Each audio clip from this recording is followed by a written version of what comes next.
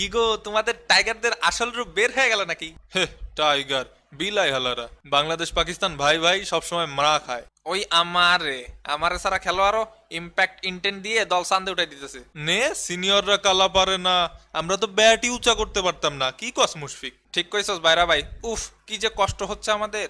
ঠিকই আছে, আতেলদের শিক্ষা হওয়ার দরকার ছিল। দেশরে তো আর আমরা কম দিলাম না, বিনিময়ে ক্রিকেট বোর্ড আমগরে অসম্মান ছাড়া কিছুই দিল না। বাংলাদেশের খেলা দেখতে বসলে আর আগের মতো মজা নাই। কোনো প্লেয়ারই নাই দলে আগের।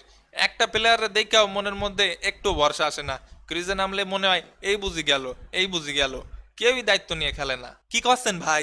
আমাকে যে ইম্প্যাক্ট আর ইন্টেন্ট, এটা দেখেই তো ক্রিকেট বিশ্ব ভয় পায়।